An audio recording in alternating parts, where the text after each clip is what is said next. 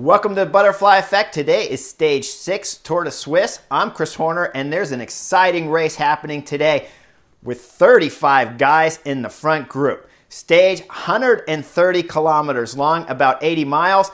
Now, when I'm sitting on the Chesterfield and the camera comes on, I'm watching 35 guys in the front group. So when you're sitting on your Chesterfield, what you got to be thinking is chemistry. Just like when you're in high school and the teacher and he mixes a couple solutions and the thing explodes and then he adds a fourth or fifth solution and it fizzles out. That's always what's going to happen when you have 35 guys in a breakaway. There's all kinds of chemistry happening here. First off, when you're watching the race, what you want to first look for is who's highest on general classification, and it's the Deceuninck Quick-Step Cattaneo that's highest. He's just under 5 minutes back on GC, so Ineos can let this group go because he's the best, so they got about a 4.5, 5 minute gap there to work with. And Cattaneo's not a pure climber anyways. He can go good from time to time, but as we saw yesterday, he got popped on the first mountain stage here at Tour de Suisse. So Ineos got room. Not only do they have room of that 4.5, 5 minutes gap to him, but they also know with the climbing stages of the time trial tomorrow, and then of course the last stage here at Tour de Suisse, you can always gain time back. So that's why you're seeing Tim de Klerk, Deceuninck Quick-Step on the front, driving it hard. Now, other chemistry problems you got to look for in a group of 35, 3 riders from UAE Team Emirates, and they're all their class riders. We're talking Mark Hirschi, Rui Acosta, and David de la Cruz. Those are good riders. Rui Acosta, ex-world road cycling champion, fabulous rider, and he's won Tour of Suisse at least 3 times to my memory, maybe a 4th. Now, Hirschi, we all know he's good, but we haven't seen big things out of Hirschi this season, with the exception of his Liège-Bastogne-Liège ride. That was pretty solid during the classics. Flèche-Wallonne and Liège-Bastogne-Liège, I believe it was.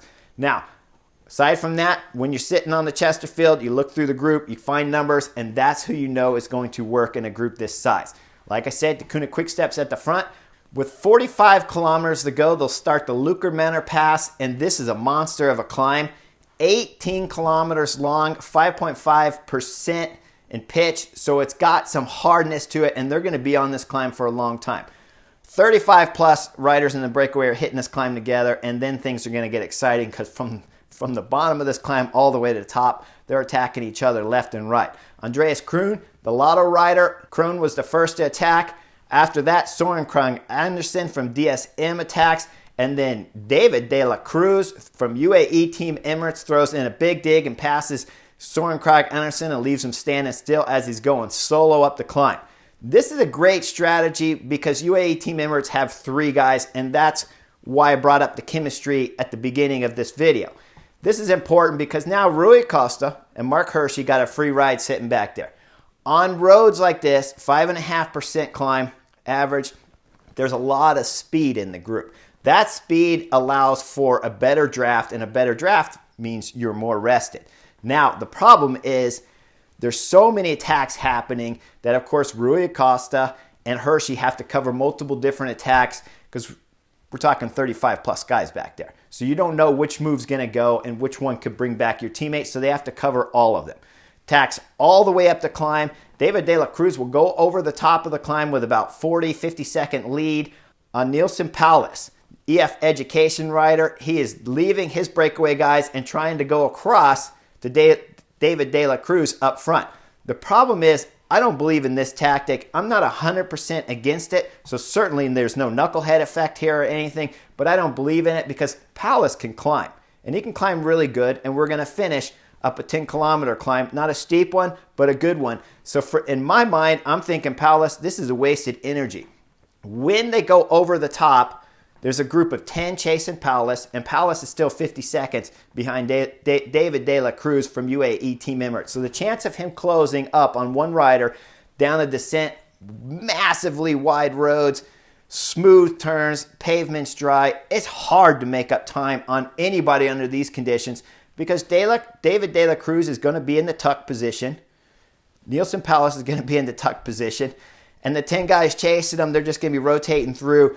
But when you're not on the front, you got a free ride. Now, when you're sitting back there on a descent like we're watching here with 25 kilometers to go, those guys on the back, they're not even pedaling. Like, you could be back there eating, drinking, having social conversations. If you had a cell phone, you could make a telephone call at this point in time in the race, because the guy on the front's doing 100% pulling, and it's so easy in the back that you're not even touching the pedals. So Rui Acosta, he's in the group of 10 back there. He's got a free ride because he's got his man David De La Cruz up the road. That group will get bigger as Mark Hirschi's group will attach on, and now will be about 16 guys going down that descent. They'll catch Paulus before the next climb starts, the last climb with 10 kilometers to start, and David De La Cruz will have about a 30-second lead. David De La Cruz, at this point in time, we start seeing him, and the wheels are starting to fall off. You could see it in his body language and the way he's weaving on the road and stuff. Another thing to point out about David De La Cruz is he has no bottles on his bike, and it's still 8 kilometers to go up this climb, and he doesn't even have bottles on his bike, which is a bad sign at this point in time. Now, I did notice he had a little Coca-Cola in his back pocket, so he's got a little bit of energy there. But one thing I want to point out, at this point in time, this close to the finish, the only thing you can get in your body that can give you energy is sugar drinks, sodas, your on-the-bike drinks, drink mixes, and possibly gels work pretty fast too. But food itself isn't going to help you with calories on a climb that's this short to the finish. We're talking only 10 kilometers to the finish. So David De La Cruz, we know he's in problems. But the longer he can stay out there, the better it is for Rui Acosta and Mark Hirschi, because they don't have to work. Now, this climb too, just like the Luckerman Pass, is set up at such speeds that they can get a good draft. And it takes until 7 kilometers to go that we see Herman Pernsteiner from Bahrain Victoria starting to close the gap, and he's coming with Rui Acosta sitting on his wheel getting a free ride.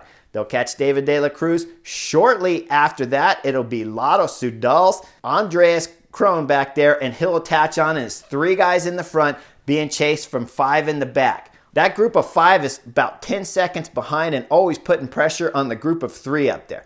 With 1.5 kilometers to go, after Rui Acosta pulls off to the left, Pernsteiner comes through to do his pull, and Krohn back there gestures to Rui Acosta that he wants him to come in and take second wheel. Rui's way too cagey for this. There's no way he's going to get fooled into taking second wheel. He lets the gap open, and Pernsteiner gets a little gap before Krohn comes up and closes it quickly.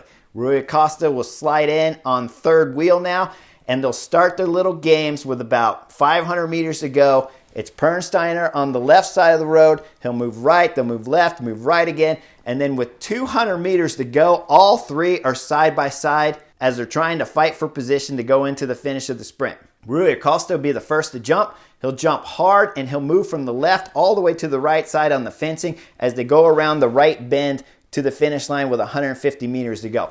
At 150 meters to go, Rui Acosta just goes from the right side to the left side of the road, leaving just enough space open for Krohn to be able to pass on the left. Krohn will come up hard on the left, and it'll be a drag race to the line. Rui Acosta will come through the line as the winner of today's Stage 6 at Tour of Suisse.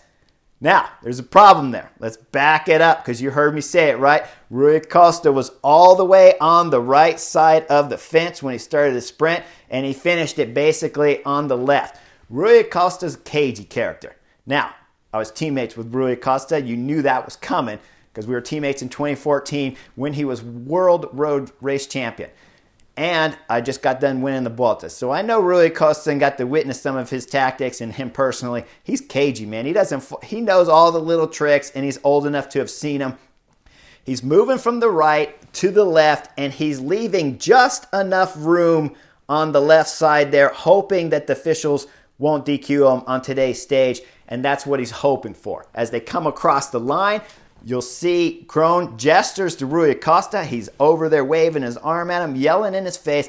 And you know Rui knows what's coming, because he never once looks left to Andres. The Lotto Soudal rider's yelling in his ear as much as he can, flipping his arms up at him. He knows exactly what Rui did, and Rui impeded his direction towards the line, which breaks the rules, and it's going to get you relegated.